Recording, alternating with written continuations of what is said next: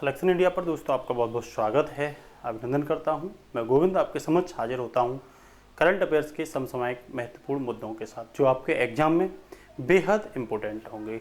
आज का जो हमारा पहला मुद्दा है वो है बायकोम कह सकते हो या बैकोम। बैकोम सत्याग्रह का नेतृत्व किसने किया?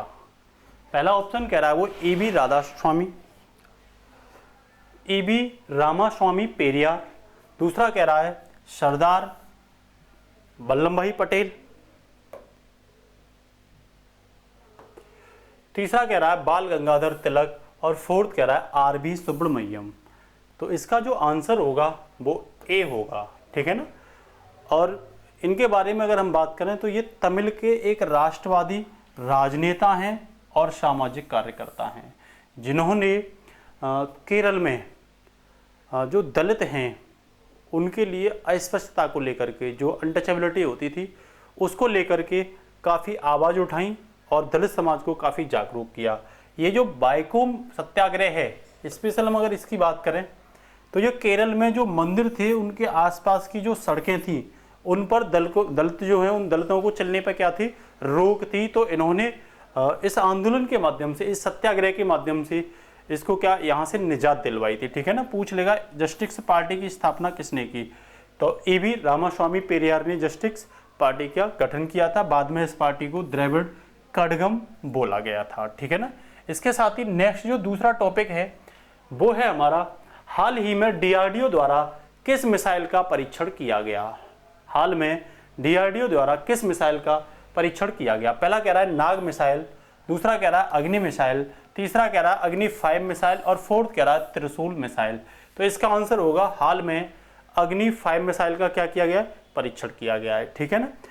विकसित किसने की इस मिसाइल को? तो डीआरडीओ ने, डिफेंस रिसर्च डेवलपमेंट ऑर्गेनाइजेशन ने। और ये जो मिसाइल है वो सरफेस से सरफेस वार करने वाली है, मतलब सतह से सतह पर वार करने वाली क्या है, मिसाइल है। हाल में इसे उड़ीसा के बालासोर तट से क्या किया गया है, लॉन्च किया गया है, ठीक है ना। ये मिसाइल जो है इसमें ठोस ईंधन का प्रयोग किया जाता है और वो ईंधन 3 चरण में पेश किया जाता है, ठीक है ना। इसकी अगर मैं स्पीड की बात करूं तो 24 मेक स्पीड है। 1 मेक स्पीड बराबर ध्वनि की चाल। तो 24 मेक स्पीड का मतलब स्पष्ट हो गया कि ध्वनि की चाल से 24 गुना तेजी से वार करने वाली मिसाइल है। बोल रहा है कि भारत की ये एकमात्र ऐसी मिसाइल है जो अंतर महाद्वीपीय बैलिस्टिक मिसाइल है, ठीक है ना, जिसकी मारक क्षमता की अगर बात करें तो 5000 किलोमीटर तक इसकी क्या है, मारक क्षमता है। भारत ऐसा 8वां देश बन गया है जिनके पास इस तरह की क्या है, मिसाइल हैं, ठीक है ना। ये कैनिस्टर तकनीकी पर आधारित है, बोल सकते हो multiple independently re entry vehicle, ठीक है ना। तो इसके बारे में भी आप क्या रखना, याद रखना। इसके साथ ही जो नेक्स्ट टॉपिक है हमारा वो है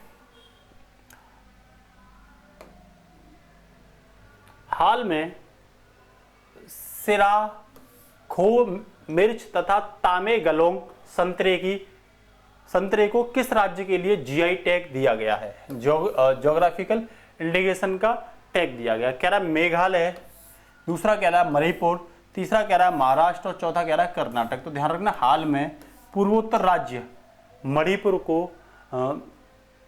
सिराराखोंग मिर्च, जिसे हाथी मिर्च भी कहते हैं, ठीक है ना, हाथी मिर्च भी कहते हैं, और तामेंगलोंग संतरे को क्या दिया गया, जीआई टैग दिया गया है, ठीक है ना। जीआई टैग किस एक्ट के तहत भारत में लागू हुआ था?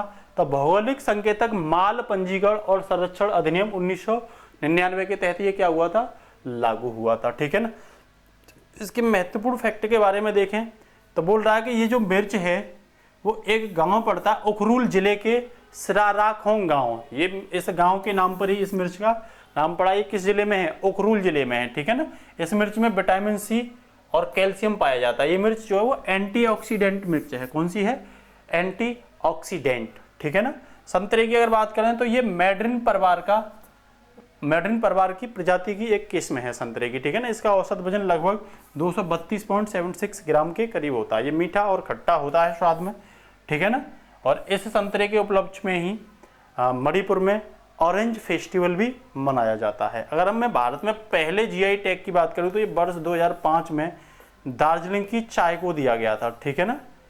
और ये 10 वर्ष के लिए दिया जाता है। चाहो तो इसे 10 वर्ष बाद क्या कर सकते हो, आगे के लिए रिन्यू करवा सकते हो, इसका नवीनीकरण हो सकता है, ठीक है ना। इसके साथ ही जो नेक्स्ट टॉपिक है वो है वर्ल्ड राइनो दिवस कब मनाया जाता है। वर्ल्ड राइनो दिवस कब मनाया जाता है। पहला कह रहा है वो 22 सितंबर, दूसरा कह रहा है वो 24 सितंबर, मतलब पहला कह रहा है वो 22 सितंबर, ठीक है, दूसरा कह रहा है 24 सितंबर, ठीक है, तीसरा कह रहा है वो 20 सितंबर और फोर्थ कह रहा है वो 25 सितंबर। फटाफट से आप क्या करिए, इसका आंसर बताइए, जल्दी से इसका आंसर बताइए। क्या ये बोर्ड पे आपको दिखाई दे रहा है? अगर दिखाई नहीं दे रहा हो तो हमें आप कमेंट करके बताना, ठीक है ना, क्योंकि मुझे लग रहा है कि शायद ये दिखाई नहीं दे रहा। तो आप ये हमें कमेंट करके बताओगे इसके बारे में, ये दिखाई दे रहा है अथवा नहीं दे रहा, ठीक है ना। तो हमारा जो टॉपिक है वो है वर्ल्ड राइनो दिवस, ठीक है ना। तो वर्ल्ड राइनो दिवस कब मनाया जाता है, तो ध्यान रखना ये 22 सितंबर को मनाया जाता है। मैं अगर इसकी घोषणा के बारे में बात करूं तो इसकी घोषणा करी थी विश्व वन्यजीव कोष दक्षिणी अफ्रीका द्वारा, इसे मनाने की क्या की गई थी, घोषणा की गई थी, ठीक है ना। इस साल इसकी 10वीं वर्षगांठ मनाई जा रही है, ठीक है ना। और एशिया और अफ्रीका में लगभग 5 प्रजाति पाई जाती हैं घेड़े की, ठीक है ना। पांचों की पांचों किस्में हैं, विलुप्त के कगार पे हैं। कौन कौन सी 5 प्रजाति हैं, तो एक सींग वाला घेड़ा, सुमात्रन घेड़ा, ब्लैक घेड़ा, व्हाइट घेड़ा और जावन घेड़ा, ये 5 प्रजाति हैं, जिनमें मैं एक सींग वाले घेड़े की बात करूं तो ये वल्नरेबल में है, IUCN की सुभेद लिस्ट में इसे रखा गया है। वहीं में अगर सुमात्रन और जावन की बात करूं तो ये अति संकटग्रस्त है, मतलब क्या है, ये अति संकटग्रस्त, ठीक है ना। ब्लैक और व्हाइट ये विलुप्त की कगार पे हैं, ठीक है ना। वर्ष 2021 की मैं थीम की बात करूं तो इस साल की, इस दिवस की थीम है keep the 5 alive, keep the 5 alive. और 2020 में इसकी थीम थी 5 राइनो स्पीसीज फॉर एवर, ठीक है ना। तो ये याद रखना, ठीक है ना। इसके साथ ही जो नेक्स्ट टॉपिक है वो है हाल में किन 2 नए समुद्र तट को ब्लू फ्लैग से सम्मानित किया गया है। हाल में 2 नए समुद्र तट को ब्लू फ्लैग से सम्मानित, पहला कह रहा है वो कोवलम और ईडन तट, दूसरा कह रहा है चेन्नई तट और तीसरा कह रहा है गहरमाता और 4 कह रहा है कन्नारी तट। तो ध्यान रखना ए इसका आंसर होगा, जिसमें कोवलम तट जो है वो तमिलनाडु में है और ईडन तट जो है वो कहाँ है, पुडुचेरी में। इनको ब्लू टेक का दर्जा दिया गया है। ध्यान रखना ब्लू टेक का दर्जा फाउंडेशन फॉर एनवायरमेंट एजुकेशन के द्वारा दिया जाता है। किसके द्वारा, फाउंडेशन फॉर एनवायरमेंट एजुकेशन के द्वारा। और ये उन्हीं तट को ब्लू टेक का दर्जा मिलता है जो दुनिया में सबसे ज्यादा क्या होते हैं, क्लीन होते हैं, साफ होते हैं, ठीक है ना। बोल रहा है वो उन तट को ये दर्जा दिया जाएगा जो 33 मानकों पर क्या उतरे, खरे उतरते हैं, परखे जाएं, ठीक है ना। 2020 तक भारत में 8 ब्लू टेक तट थे, वर्तमान में कितने हो गए, 10 ब्लू टेक तट हो गए। तो ये क्या रखना, याद रखना, ठीक है ना। इसके साथ ही नेक्स्ट मैं बात करूं तो वो है भारत और किस देश के बीच समुद्र शक्ति अभ्यास हुआ। कह रहा मंगोलिया के बीच, सिंगापुर के बीच, इंडोनेशिया के बीच या ब्रिटेन के बीच। तो ध्यान रखना हाल में भारत और इंडोनेशिया के बीच सुंडा जलडमरू मठ जो है उसके मध्य में क्या हुआ है, ये अभ्यास हुआ है, ठीक है ना। ये अभ्यास 20 से 22 सितंबर के दौरान हुआ है, जिसमें दोनों देशों की क्या